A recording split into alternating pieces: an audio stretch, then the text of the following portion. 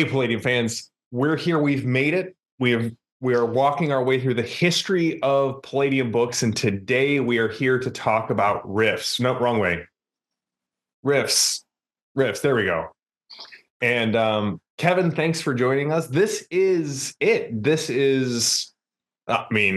Obviously, I came in through Heroes Unlimited, but again, I was seeing the Skelebots in Marvel 29.9 magazines, like with the Skelebot pointing. And my friend bought me, I want to say it was it 94 or 95, the summer that it came out. A buddy of mine bought it for me as an early birthday present. And it was this one right here. I mean, not this exact one. This is the 30th reissue, but it was that cover. It was, yes. So here we are. Let's get into it. How did riffs come about? So the concept for riffs, as I've hinted at in earlier interviews, was that I fell in love with the concept of role-playing, storytelling. Yeah. And I grew up in comic books, especially Marvel comics. But I mean, I'm one of these people who I love all kinds of storytelling. I was talking to a acquaintance of mine a while back, and he was shocked to find out that some of my early influences were John Steinbeck and Mark Twain, and because I think he just thought I was a comic book guy, right? And I'm like, no, I love everything. I love every style of storytelling. I love every type of storytelling. Like, I love Eminem because he's a great freaking storyteller. You know, it's just, and so I love that aspect about role-playing games, because there's no other game that really gives you that total storytelling. And because of that, and because I love everything, every genre, I love the idea of having a game or a setting where you could play any type of game that struck your fancy. Yeah. You could play film noir, you could play Old West, you could play superheroes, you can play science fiction, you can play Cthulhu, you can play any of that all combined. And throughout my entire early career, I kept hearing over and over and over, you can't do it. You can't do science fiction and fantasy, magic and technology doesn't work, blah, blah, blah. And I'm like, oh my God, I'm so tired of hearing this because it's so untrue. But it's untrue, because especially from a comic book background. I mean, you got Dr. Fate and the Green Lantern in the same universe with, I could, Cyborg. I could list dozens on the DC side and on the Marvel side, right? You have Doctor Strange and you have the X-Men going to the Shi'ar Galaxy, Shi'ar Empire, with the Phalanx invading. Right? It's always been just mixed together in superheroes. Doctor Doom. Yeah. He's like the super scientist, but he's also this crazy mage. Yeah. So I love those elements. And of course you have to do it right and you got to be careful. Mm-hmm. But you could do it. And I was so tired of people saying you couldn't do it. And so that was part of the impetus for it. And then the other thing too was people kept telling me you can't do a specific setting. It's got to be generic. Look at D&D, it's generic. Traveler, and I'm like, Traveler is a very specific setting. You're like, is it? It's pretty generic. Yeah, the Imperium is kind of a gloss. I mean, it grew deeper the longer it came out, but you had already had success with Palladium Fantasy having its own setting. The Mechanoids was its own setting. Well, and more importantly, because I looked at both of those and I said, well, Mechanoids was more of a cult hit than a big hit. Yeah. Fantasy was rock solid, but I had reined it a bit in. It wasn't the all-out thing I had originally planned. It turned into that very rapidly, but with the various source books. Yeah. But more importantly, I looked at Ninja Turtles and Robotech. Uh-huh. And you can't get more defined. And it's funny because people just wrote that off as, oh, well, that's that's a license. It doesn't count. And I'm like, why the heck wouldn't it count? I mean, It's a very specific setting. It doesn't get more specific than those. Yeah. So that was sort of boiling in the back of my mind the whole time. When I ran the defilers, I had magic and technology in it, and vampires and demons and all that kind of stuff. And I'm like, you can do this. I've done it. We can. So it was percolating in the back of my head what I wanted to do. And I don't know why exactly, but the Glitter Boy is what kind of came in my mind. I thought I want to do a post-apocalyptic setting, and the Glitter Boy would be like this main hero that kind of rose through the Dark Ages, was always kind of there, and now Earth is kind of rising from the ashes of the Dark Ages and finding itself again, and finding old technology and reverse engineering it. And I had ideas for the Magic Federation of Magic and for the coalition states already, but the Glitter Boy was going to be the main character. And the Glitter Boy was, at the time, I was calling them boomers, because they had the boom gun. Yeah. And I thought boomer sounded cool. And the focus was going to be around these types of heroes. And then as I developed the riffs, as riffs started to come more and more alive, it just naturally started to expand. Because, I wanted it to include every type of genre. One of my goals, one of the things in the back of my head all the time, was to create an Earth setting that was both familiar yet incredibly alien. So you'd be someplace and go, I know that. That's my hometown. And it'd be like, whoa, what is living here? you know? That was always one of the draws to me of riffs, is that, right, I can just say, look, it's a map of North America. Here's where we're at. Now, did you have a Doc Brown hanging a picture on the toilet flux capacitor moment where like everything just kind of, or was it just because we've talked about how every game, every step of the way from the start kind of was building toward this? Yeah, it really was. I didn't even realize that until years later, when one of my defilers, Tom Bartold, brought it up. And he says, really, all these other games that you've been creating and running for years, they're all building up to riffs. And in fact, the Defiler campaign was like a mini riffs. And I'm like, no. And he's like, yeah, Dr. Articulus, who used the twin sciences of magic and technology. I'm like, okay, I'll give you that. He goes, level 4, the Vampire Kingdoms. And I'm like, all right, that's 2. And he just keeps going on. Level 5 was a tech level. You had this, you had that. What about all the? We'd open up a door in a dungeon, and there'd be a forest for as far as the eye can see. It was like a dimensional portal, and I'm like, wow. Well, but it was. I think as storytellers, I think as GMs, we get these grand ideas, and I know I do. I keep coming back. I have to come back to them multiple times over the course of my life. And each time I get closer to what it is in my head, but it's still never perfect. And I'm like, all right, I'm going to set it aside. And maybe in 5 years and 10 years, I'll revisit it. And it'll click a little bit better this next time.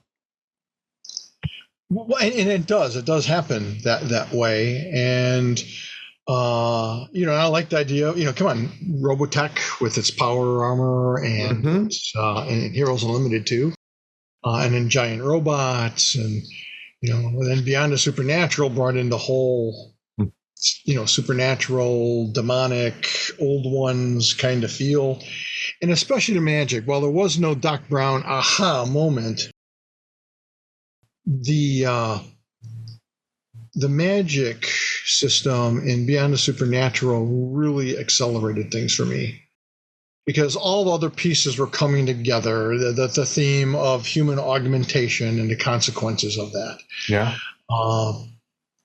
Good and bad. All the different characters. I had already created the Juicer and all the iconic OCCs. and I was still struggling with magic and what exactly was going to tie this all together. And it was the idea of ley lines and nexus points and places of power, where I went, this is it. This is what will tie it all together. This is what makes it work. Yeah. And it's funny, I see those elements all over the place. In fact, I was just reading a DC comic where it talked about ley lines and nexus points. And I'm like, no one talked about that stuff until Rifts. Every time I see that stuff, I'm like, somebody heard of or played or read a Rifts book. Because those kind of terms weren't around. They just weren't. People didn't talk about ley lines in that capacity, or dimensional portals, or nexus points. Yeah. So I'm going to say I take credit for all that. So you talked about the running theme of human augmentation and its consequences, and that was something that even a young teenage me picked up reading through the Rifts book. And maybe it's because my buddy was running a lot of Shadowrun, and I just read William Gibson, but there was a lot of this, all of the OCCs, or I would say a majority of the OCCs. The idea is you're playing people who are trying to save their town, their village, humanity, but in doing so, you're giving up what it means to be kind of a baseline human, right? If you're a cyborg, you're not human anymore. If you're a ley line walker, you can do things that the average person believes, right, could damn you. If they listen to coalition propaganda, makes you an enemy of humanity. You are dealing with things that inherently move you away from baseline human. You're sacrificing some part of yourself to get the power you need to save everyone else. And it's a very hero's journey, right? Joseph Campbell, right? Because you always come back, but you come back changed, and home isn't really what it was. And I loved that about the classes in Rifts. Thanks. Yeah, that was all very deliberate. I like games that have a sense of drama and illusion of reality. Mm-hmm. That's why there's political intrigue and rivalry, and it's not even so much politics as it is human nature. Mm-hmm. I think we like to ignore human nature, and we like to pretend that we're a lot better than we are as humans, when we're actually much more like, all too often, we're much more like Burke in Aliens than we are Ripley or other good idealized heroes, Superman, Captain America. And I love that conflict, and I love it in my games where a hero has to make that decision of, do I do this and save the group and sacrifice myself, or do I do this at the risk of sacrificing myself or my treasure or my family or whatever it is? I just love drama and pathos, and I try to weave that into my books. Again, looking at Stan Lee, I think he has a huge influence on me, and I love the tragic hero, the hero with a flaw, the hero who has to fight against some aspect of himself to become that better person. And again, it gets back to the hero's journey, and all that stuff. So I just think that's what makes good storytelling. Yeah. So you said you had in your head the Glitter Boy pretty early on. You mentioned the Juicer. I'm assuming the Crazy. Like, where did those OCCs kind of come from? And when you're coming up, because like the Juicer and the Crazy are both another set of iconic Rifts OCCs. Like, there was nothing like that anywhere. Well, and I think that was part of it. Once I realized I was kind of running with this theme of human augmentation, and in the case of Dog Boys, even genetic engineering. Yeah. Even though technically they're not human, but they kind of are. Yeah. I I was just looking for stuff that would be different. I wanted Riffs to be my magnum opus. I wanted it to be my Star Wars. I wanted to wow people with stuff that, like I said, they would look at and go, "Oh, this is familiar," and yet it's different. It's weird. It's Dr. Frankenstein. It's this tragic hero or this badass hero. But once they get into it, they realize, oh yeah, he's sacrificing this or that to make life better for other people. And I wanted to have that element of hope in the game. All these characters are fighting for a better world to save humanity in their own way. Even Psycho Emperor Prosek is trying to save humanity in his own extreme way. No one's the villain of their story, right? Everyone thinks they're the hero of their story. And especially Emperor Prosek. He's in his mind, he's a super patriot who's saving the world. Yeah. But getting back to the Juicer and the Crazy,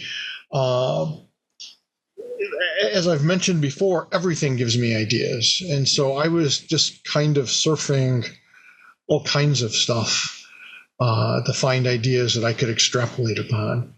And the Juicer and the Crazy seemed cool. Like you said, I hadn't really seen anything like it, and I thought it'd be cool to have a crazy hero, because of his abilities, the implants in his brain.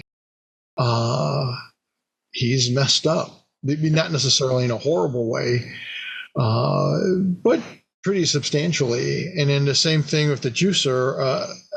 I'm looking at human psyches and stuff, and you see it throughout history with wars and heroes in war, where people jump into a battle because their family was destroyed, or their sister or daughter were raped by the enemy, or some kind of trauma or tragedy. I mean, Batman is a great classic example of that. And I thought, if I'm going through this stuff again, a lot of it's weird to say because I don't think people think about it, but when you're writing a role-playing game, I don't know about other writers, but I role play through these characters and these ideas. And so, like, what if something horrible happened to my family and I'm craving revenge against the monsters? How far am I willing to go? Am I willing to die? And then there's also, that youth culture. I was never particularly part of it, but I kind of grew up with it with Clockwork Orange. Yeah. The whole idea of, you're 30 and you're no good anymore. And let's promote anarchy and chaos. Or the Kurgan from Highlander, right? It's better to burn out than fade away. Yes, exactly. And what's the old saying about live hard and live fast, die young. Yep. Good looking corpse or whatever. Yeah. And I'm like, let's do a character like that. And that was the Juicer. But I didn't want to, again, I try to have elements of hope through all of this. So I didn't want this to be a one-way trip. I'm a Juicer and that's it. I'm going to burn out someday, and that's okay because I extracted my revenge and I destroyed all these monsters or people or whatever. And I thought, what if there's a way out?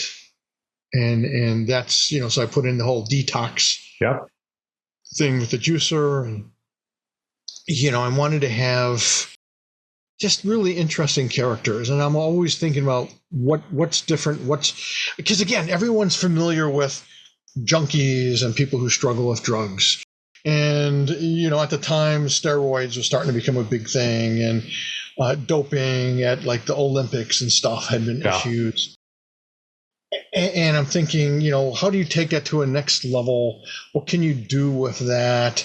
And the Juicer and the Crazy. I kind of came up with those two at the same time. I came up with the Juicer first, and then I came up with the Crazy as like an alternate version of that. But yeah, it was just, I wanted to do something that was different, and I wanted riffs to be hard hitting. So I wasn't afraid to put in drugs, and we very much presented it as, this is a bad thing. This shit will kill you. Yeah.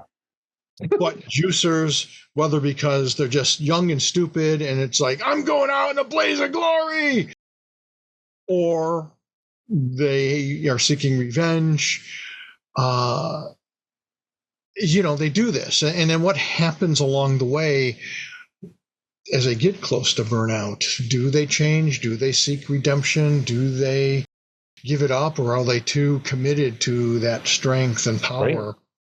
Right. The person who gets into it going, I'm going to do it for 2 years, make my millions and retire. But, well, maybe I can do one more year, one more score.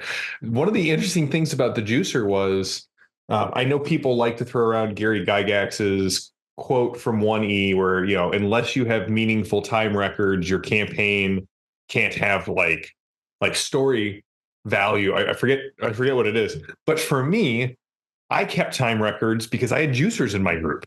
And I'm like, no, we're keeping track of time because you've got, a finite amount of it. Yeah, you got 78 months to live. So we're going to keep track of that. I actually had, I was playing a Ninja Juicer, and my girlfriend at the time was playing a Dragon Hatchling. And when she found out that my character was going to die in game, she basically clipped all of my bioharness cables, put her claw on top of me, and went to sleep for a couple of months so that I could detox. My character was forcibly detoxed, was no longer a juicer. But I mean, it's just such good drama to have this character that's like, everyone knows, don't fall in love with the juicer because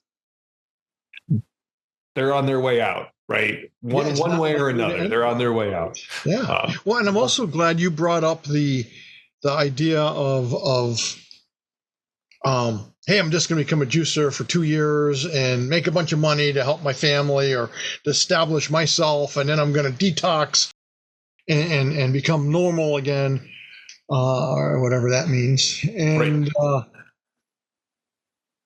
because sort of another underlining theme is survival in this desperate, wild post-apocalyptic world that's filled with all kinds of horror and danger. And becoming a juicer or crazy or any of these OCCs is a potential way out. Yeah. And it also kind of reflects to our time. I mean, I grew up poor in Detroit, so a lot of people turn to drugs or even drug dealing as a way out of poverty. Yeah. It's not a good choice, but it's one that people take. And I wanted to have, again, those real world elements in it. And it's one of those smaller things that make these characters heroes. Yeah. I think it's the willingness to sacrifice here that I see throughout the core ones that always give me that hope, right? No one becomes, some people do, but right, the heroic PCs rarely become a juicer because I'm gonna do it to become an assassin for, right? They're doing it because, as you said, hey, it's the easiest way. It's right. And you talk about that in the book, that juicers and crazies are common because it's one of the easiest ways to produce somebody who's willing to, or who's able to deal with these supernatural threats. Another theme that I love that you've mentioned several times in the books up until now, and now we see it kind of fully formed in Rifts, is this idea of, right, in science fiction, psionics are always kind of the next step of human evolution, right? I mean, we get that going all the way back to, Magneto and the X-Men in, the 60s, late 50s, early 60s. Right. There seems to be this theme in some of the games, and then definitely in Rifts, that, hey, psionics definitely seem to be a response, a human evolutionary response to the supernatural, right? The coalition are able to kind of give it a pass and say, all right, you're not necessarily full class citizens, but you're still human. But then you can't, I mean, we have this divergent, maybe emergent Homo sapien branch with the Psi Stalkers. So, I mean, right, they're human mutants who seem to be evolutionarily designed to combat this specific instance of where the world is at. where did the idea for the Psi Stalkers come from? Because it's another one that's just like for me, an iconic Rifts image. Well, you kind of covered it to some degree. I liked the idea, and I think I don't know if I've come right out and said it, but I might have in some edition of Beyond the Supernatural. But in my mind, magic and psionics throughout history was the way man could deal with evil supernatural beings. Yeah. And so you had special people who had these powers. So you look again throughout history, and you'll see sages and mages and seers and oracles. And these are all people who had supposedly special abilities, healers, whether they were through magic or whether it was through psionics. And they were the ones, witch doctors, through all these cultures, you see these types of characters who could help and protect you against the supernatural, against demons, against evil magic. And so in my mind, it's something that humans, maybe not all humans, but some number or some percentage of humans have that potential. That's why I introduced latent psychics and Beyond the Supernatural. And so when all of this got ramped up because of the Great Cataclysm and the ley lines and all these things coming through the rifts, human beings' natural response was for their psionic abilities to ramp up.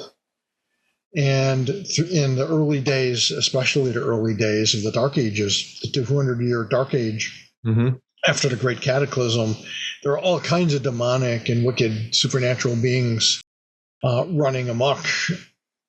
And so you had these abilities really manifesting a lot. And the Psi Stalkers were humans who had a tremendous amount of psychic potential and who became natural enemies to these supernatural forces on such a level that they very much have become predators themselves, where they can prey on supernatural beings and feed upon their life energy, their potential psychic energy, their PPE. And I just thought that was a cool thing. Oh yeah. All right, so all of this is coming together. You've got the Great Cataclysm. You've got the ley lines kind of unlock one of the final pieces, but you were still calling it Boomers. Why did we get a title change from Boomers to Rifts? So I was a big anime guy, and anime was really hitting the United States in a big way. And one of the hot animes in the late 80s was Bubblegum Crisis. Wow. I mean, there were a bunch, but Bubblegum Crisis was one of them. And it was cool, and it had power armor, these battle babes in armor, and they were fighting these cyborg robotic creatures known as Boomers. Damn it. Okay. Exactly. And that was my response. I was like, damn it. And Bubblegum Crisis was big right around the time I'm getting ready to finish up Rifts. I'm like a year away maybe from Rifts, maybe even only 6 months. And I'm like, oh my gosh, I can't call them Boomers because people are going to immediately think Bubblegum Crisis. It's going to cause confusion. I don't want people to think I stole the name. I need to call it something else, but what? In my mind, it had been Boomers forever. Because the title, the Boomers title, was one of the first things that kind of got me going. Yeah. And the Boomers being the Glitter Boys. So I'm very frustrated, and I call up Eric and I tell him I don't know what I'm going to do with this. And we hadn't really talked about it. He knew I was working on some big project that combined science and magic, but I hadn't really given him a lot of stuff. He was off doing a lot of his own things, and I think he was working on Amber Diceless already, and stuff with the Gaming Center and other things. And And he goes, "Yeah, well, Kev, tell me about it. What's this about?" And I'm like, "Well, so or one or two or more ley lines cross. It's a nexus point, and where this nexus point forms, these portals through space and time called rifts tear open, and things come through the rifts, and gods emerge from the rifts, and aliens from other worlds emerge from the rifts. And we have all this alien technology from the rifts, and rifts. And you can use the rifts to travel to other parts of the world and to other worlds entirely. And it's rifts this, rifts that." And Eric's like, "Kev, call it Rifts World." And I'm like, "I don't know. I don't really like that." And I don't know. It's an awful lot like, David Brin's Ring World. I don't want that confusion either. And besides, there's a role-playing game. I think Yasim had come out with Ring World. Yeah, I think was it Niven? Yeah, I think that. Yeah, based off Niven's one. Yeah. But anyways, and Eric's like, pauses for a minute and is like, "Well, just call it Riffs. I think that works even better." And I'm like, "I don't know. It's not bad. I got nothing else. It's a good working title until I think of something better." By the time, Riffs was ready to go to the printer, I couldn't not think of anything but calling it Riffs, because the Riffs, and just I think even having that working title, the Riffs started to play a bigger role in my mind. Yeah. Although they already had a huge role, but it made sense. Yeah. It was much more descriptive than Boomers. Looking back at it, play far more than just the Glitter Boys, right? Well, exactly. On that initial idea. Right. Exactly. I mean, originally the focus was on the Boomers, but now we had all these other cool characters, leyline walkers and mystics and juicers and crazies and rogue scholars and everything under the sun. Oh. So it made a lot more sense. And thank you, Eric Wojcik. Well, all right. So we're going to be on Riffs for several interviews, and I know we've got an outline, but I got two kind of ancillary questions that I think kind of would bring this section to an interesting close. So first of all, let's do an in-world one. One of the things that grabbed me almost immediately when reading the original Riffs book was the character of Erin Tarn. Where did she come from? Why did you choose to make her kind of our point of view character and for many, many books, and even in some of the later ones, she ends up coming back. We're following her journey. She accidentally gets sent to Wormwood before, arriving in England again. Yeah. Where did she come from? Why did she become our point of view character, journeying through this new world? Well, I felt like the world needed a point of view. There's so many extreme beings, human and otherwise, and so many powerful beings. I thought it'd be very interesting to have a very, I was about to say ordinary, but there's nothing ordinary about Erin Tarn. No. She's an exceptional human being. But she has no superpowers. She has no augmentation. She has no inherent magical abilities. But she does. Her power is knowledge. Yes. And she tries to use it responsibly and as objectively unbiased as she can be. In her mind, she's a true historian who's trying to present a clear, unbiased picture of the world. And obviously she has her biases. She doesn't like the coalition and blah, blah, blah. For good reason. Yes. But, she tries to do this. And I thought it was a character everyone could relate to. Oh, yeah.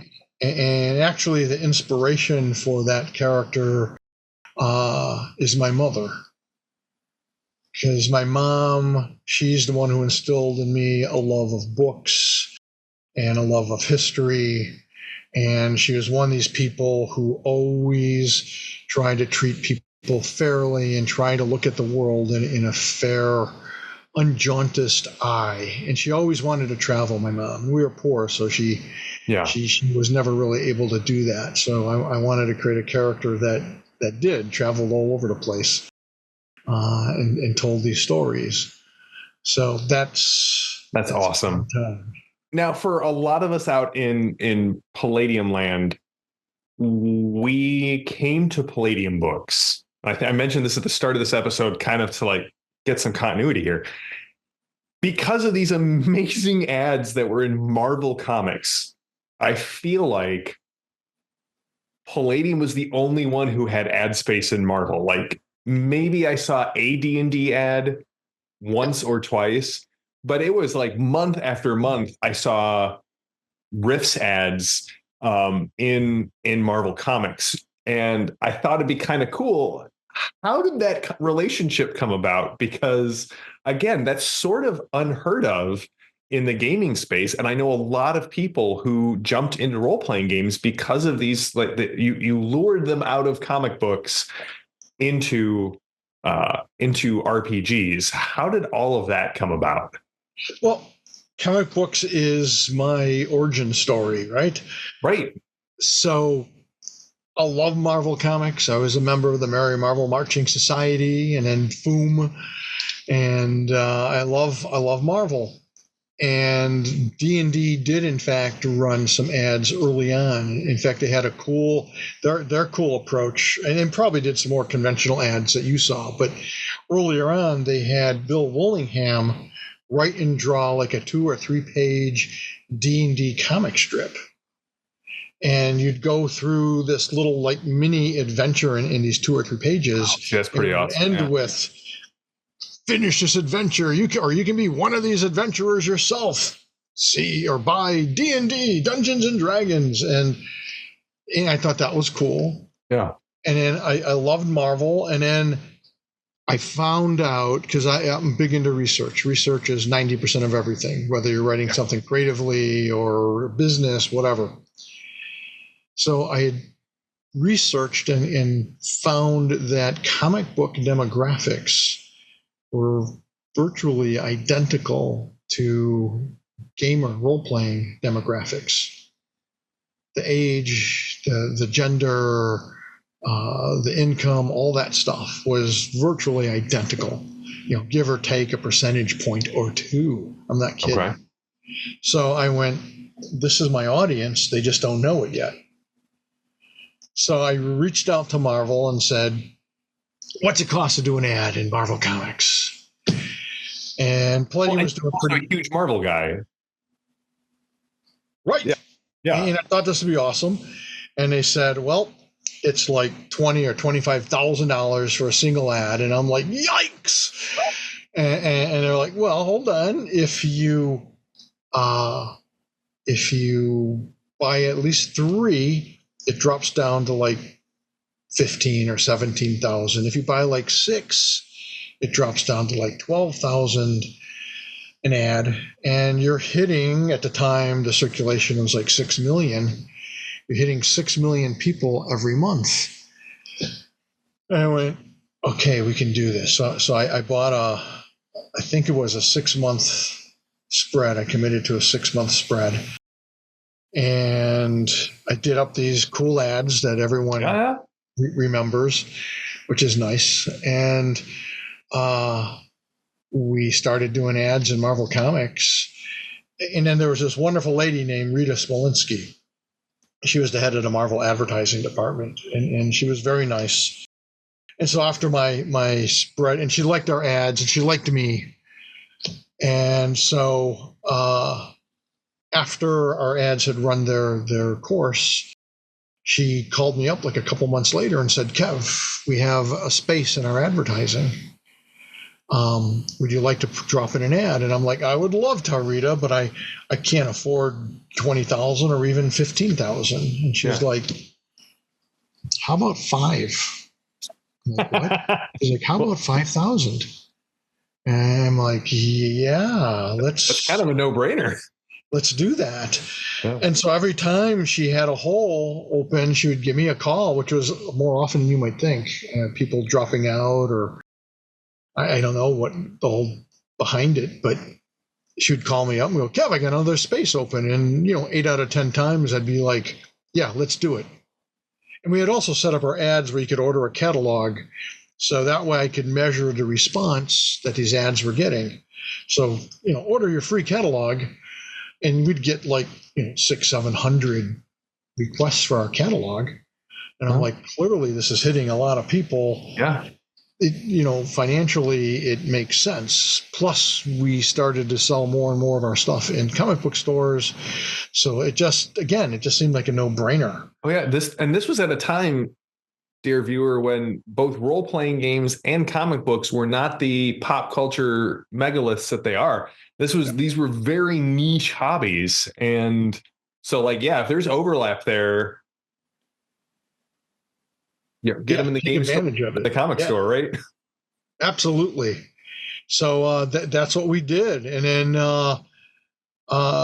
they launched their 2099 line. Mm-hmm. I forget what they were calling it. And Rita calls me up one day and says, so Kev, we've got this line. And I'm like, yeah, I'm following it. I'm picking up Spider-Man. Yeah, Spider-Man 2099 and Ravage and a few other things. Right. Yeah. And she's like, we love, I think it was the Robotech ad at this point. She goes, I love that Robotech ad.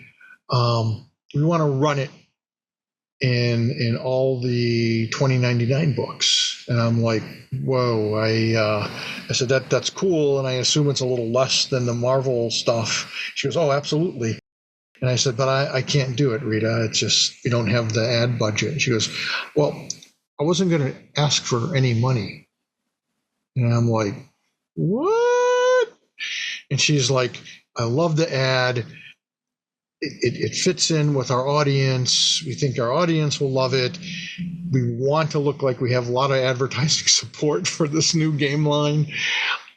I would be happy to run your ad for a few issues. And I'm like, please, yes, thank you so much. Again, twist my arm.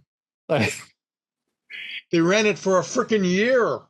Oh, man. Across all of the 2099 books. I mean, when 2099 came out, I think they only had 3 to start. I think it was Spider-Man, Ravage, and was it X-Men 2099? I think X-Men or the Hulk. There was some. Yeah, and I know Doom came out pretty quickly as well.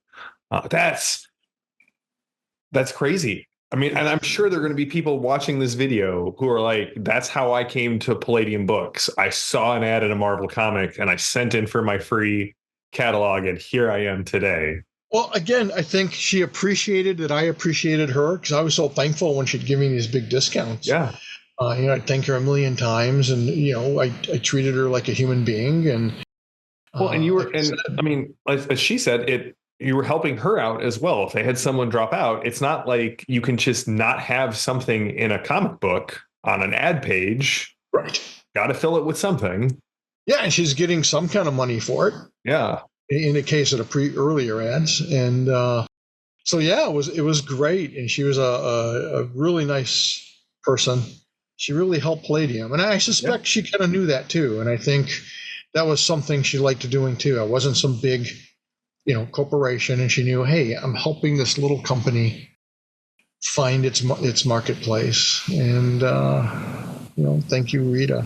Yeah. I mean, that's something that I hear a lot talking with game companies of this era, or even looking into the history of Marvel at this era before they became these big megalithic things.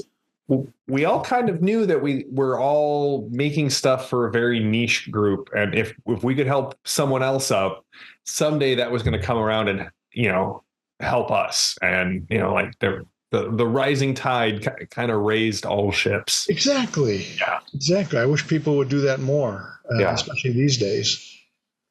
Well, Kevin, thank you. I'm looking forward. We have so much more Rifts content and Rifts history to go through, but I wanted to ask about the Marvel Comics thing, and then Erin Tarn is such a quintessential figure. like in my brain space that I needed to kind of hear about her. So we'll be back more with more history of Palladium and more interviews with Kevin.